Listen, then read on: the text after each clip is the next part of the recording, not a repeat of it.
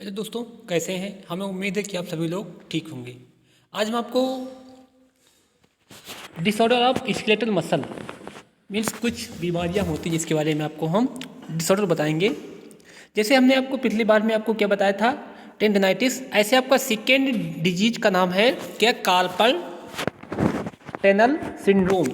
यह एक ऐसी डिजीज है जो आपके मतलब मसल्स होती है उसमें डेवलपमेंट होती है। सबसे पहले हम कार्पल टेंडियल डिसीज जो सिंड्रोम है इसके हम इंट्रोडक्शन जानेंगे। उसके बाद इसके कैसे कॉज होता है, उसके बाद सिम्टम क्या होते हैं, हम कैसे पहचानेंगे, उसके बाद हम कैसे डायग्नोसिस करेंगे, मीन्स हम कैसे इसका परीक्षण करेंगे, उसके बाद कैसे इसको हम कंट्रोल करेंगे, means prevention of carpal tunnel syndrome. उसके बाद देखते हैं हम ट्रीटमेंट, हम इसका कैसे लास्ट में उपचार करेंगे। तो सबसे पहले देखते हैं हमें कहाँ कहाँ पे मीन्स कहाँ डेवलपमेंट होती है। जैसे आपकी जो रिस्ट होती है इसमें एक मीडियन नर्व होती है। कौन सी? मीडियन नर्व, जो आपके थंब में, आपकी इंडेक्स फिंगर में, मिडिल फिंगर में और रिंग फिंगर में होती हुई जाती है। तो कभी कभी जो आपकी मीडियन नर्व होती है इसमें कभी कभी जो आपकी ये नर्व होती है वो आपके कार्पल के माध्यम से दब जाती है। जब दब जाती तो आपका प्रॉपरली ब्लड सर्कुलेशन होता है आपके thumb, index finger, middle finger और रिंग फिंगर में सप्लाई नहीं हो पाता है, जिसके कारण यह डिजीज डेवलपमेंट हो जाती है। मीन्स यह जो डिसऑर्डर होता है डेवलपमेंट हो जाता है। अब देखते हैं हम इंट्रोडक्शन क्या है। Introduction, it occur when the median nerve is compressed well through the hand. इसमें मुख्यतः जो आपकी मीडियन नर्व होती है वो दब जाती है, जो कि हमारा हैंड में, जो आपका हैंड होता है उसमें जो ब्लड की सप्लाई होती है with the help of the median nerve या इम्पल्स का जो ट्रांसमिशन होता है, वहीं आपकी जो होती है जो मीडियन नर्व होती है वो कंप्रेस पे दब जाती है on the palm side of the hand. जो आपकी हथेली है उसके साइड में जो होती है वही दब जाती है। The median nerve is found called carpal anal. जो आपकी मीडियल नर्व होती है वह मुख्यतः बहुत से कार्पल टनल से मिलकर बनी होती है। The medial nerve give the thumb, index finger and part of the ring finger. जो आपकी मीडियन नर्व होती है मुख्यतः आपके थंब को, इंडेक्स फिंगर को, मीन्स आपकी जो, उसके बाद मिडिल फिंगर को और रिंग फिंगर में आपकी जो सेंसिटिविटी है मीन्स इम्पल्स का ट्रांसमिशन करती है and this send impulse into the muscle. वहाँ से वो मसल के माध्यम से इम्पल्स को ट्रांसमिट करती है। The move the thumb into the syndrome can be affected on the both hand. कभी कभी यही दो जो आपकी मीडियल नर्व होती दोनों हाथों में भी दिक्कत होने के चांस हो जाते हैं। उसके कॉजेज मीन्स ये कैसे फैलती है, मीन्स क्या, मीन्स ये कैसे फैलती है। इसमें the pain in year carpal tunnel is due to the express presence of the wrist and on the median nerve. जिसमें जो होगा मुख्यतः आपके जो कार्पल टनल होते हैं, जो आपकी कार्पल होते हैं उसमें पेन होने लगता है, जो कि मीडियन नर्व के माध्यम से डेवलपमेंट होता है इनटू द रिस्ट मीन्स कलाई में। Inflammation can cause swelling, the most common cause of the ditch inflammation। मुख्यतः जो आपकी डिस्ट होती है उसमें स्वेलिंग हो जाती है।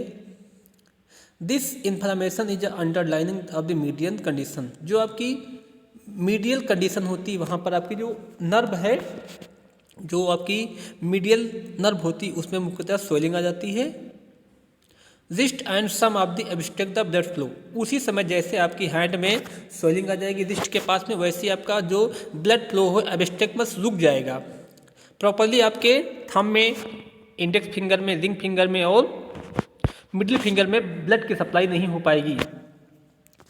Carpel tunnel syndrome can be made up more verse of the this expected repeatedly. यह कभी कभी बहुत से टाइप से रिपीट हो सकता है। सेकंड आपका क्या देखते हैं हम, symptom of the carpel tunnel syndrome. The symptom usually found along the nerve is because of the compress of the median nerve.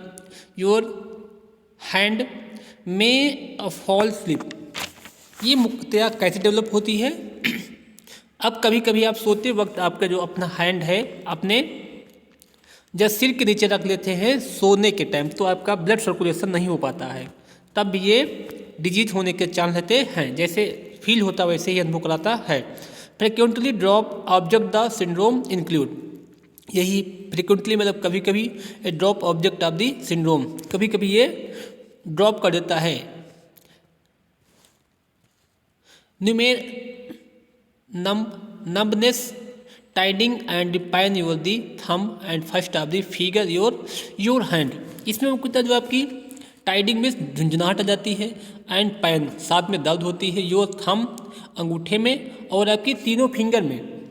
आपका जो अंगूठा है, अंगूठे के पास का जो इंडेक्स फिंगर है, इंडेक्स मीन्स जो आपकी इंडेक्स फिंगर है, उसके बाद उसके बाद मिडिल फिंगर, उसके बाद रिंग फिंगर है, इसमें तीनों में झुंझुनाहट के साथ में दर्द होने लगती है। Weakness is a muscle of the hand, जो आपकी हाथ की मसल्स होती हैं उसमें कमजोरी आ जाती है। Wrist pan of night is a interval of the sleep, कभी कभी जब आप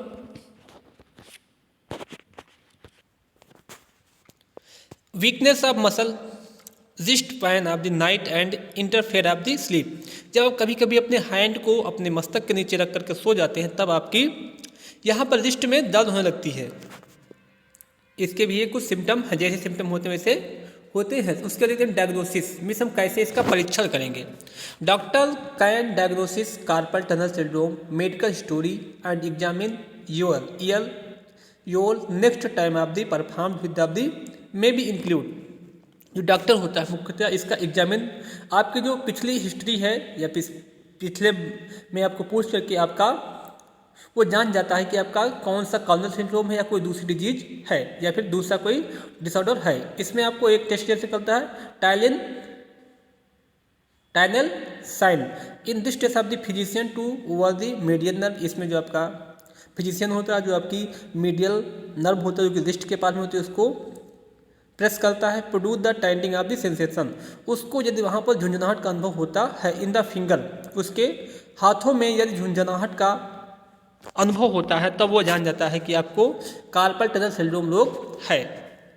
दूसरी क्या है, एक्सरे के माध्यम से कभी कभी देख लेते हैं। उसके बाद थर्ड आपकी है इलेक्ट्रोमायोग्राफी, इसको EMG बोलते हैं। These study determine how well the medial nerve, इसके माध्यम से आपकी जो मीडियल नर्व होती है उसकी एक्टिविटी को मेजर किया जाता है।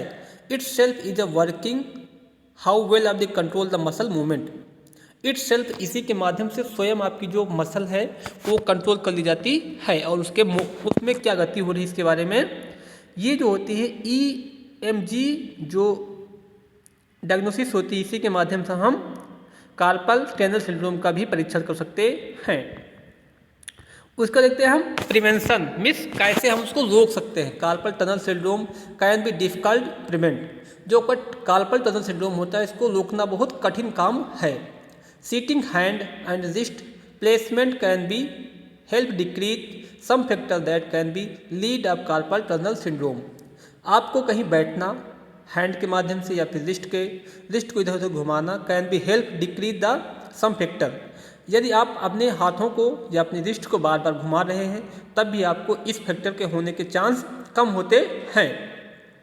Land of carpal tunnel syndrome lead इस कंट्रोल करते हैं कार्पल टनल सिंड्रोम को। दी सम प्रोटेक्टिव मेथड इंक्लूड, इसमें कुछ इंपॉर्टेंट मेथड होती हैं जिसके माध्यम से हम इसको प्रिवेंट कर सकते हैं। Sleeping with your wrist held straight, अपनी जो रिस्ट होती है उसको सदैव स्ट्रेट हेल्ड के साइड में स्ट्रेट हेल्ड में रख करके ही सोना चाहिए। Talking frequently rest break of the repeatedly activity, यदि आप लगातार कोई भी कार्य कर रहे हैं तो आपको थोड़ी देर के लिए ब्रेक के माध्यम से आप उसको कंट्रोल कर सकते हैं। Avoiding flexibility clouding at the extending of the wrist rapidly. Avoiding, यदि आप कोई झुक करके कार्य कर रहे हैं मीन्स झुक करके कार्य कर रहे हैं उसको भी आपको कुछ टाइम के लिए अवॉइड कर देना है और अगर बीच में टाइम मिल रहा है तो आप उस पर आराम भी कर सकते हैं। उसके बाद देखते हैं हम ट्रीटमेंट, इसका मतलब कैसे उपचार किया था। Carpal tunnel syndrome can be treated into two method, कौन से, नॉन सर्जिकल और सर्जिकल। नॉन सर्जिकल मीन्स इसमें मुख्यतः जो आपकी non surgical treatment are usually tried. First treatment begin wear arm wrist of the slip of night splint. पहले आपकी जो रिस्ट होती है उसमें आप पट्टी बांध दें, मीन्स पट्टी के माध्यम से भी इसको कंट्रोल किया जा सकता है। Taking the non surgical inflammatory drugs such as the ibuprofen. यदि आपको तब भी कंट्रोल नहीं हो रहा तब आपको नॉन स्टेरॉइडल जो आपकी एंटी इन्फ्लामेटरी नशेट्स होती हैं उसको भी आप, जो पेनकिलर होती हैं उसको भी आप यूज कर सकते हैं। जैसे आपका आइबोफ्रेन जिसको बोलते हैं हम आइबोफ्रेन। उसके बाद changing your hand wrist position while doing the activity. और कैसे कंट्रोल कर सकते हैं, यदि आपको ये दिक्कत है तब आप कैसे कंट्रोल कर सकते हैं, आपके जो रिस्ट है उसकी पोजीशन को कार्य करते वक्त चेंज करते रहना चाहिए। इससे भी आपको जो कार्पल टनल सिंड्रोम है उसको भी आप ट्रीटमेंट कर सकते हो। दूसरा क्या है, surgical treatment. The goal of surgery is a increase of the size of tunnel syndrome order decrease to the pressure of nerve and tendon of pass through the space. यदि आपको सर्जिकल के माध्यम से वहाँ का जो स्पेस है, space को वहाँ का कुछ मैटर रिमूव करके भी आपको जो मीडियल नर्व है उसको भी आप कंट्रोल कर सकते हैं। और वहाँ पर यदि स्पेस उपस्थित हो गया तो आपका भी ठीक होने के चांस रहते हैं। Thank you for watching the videos.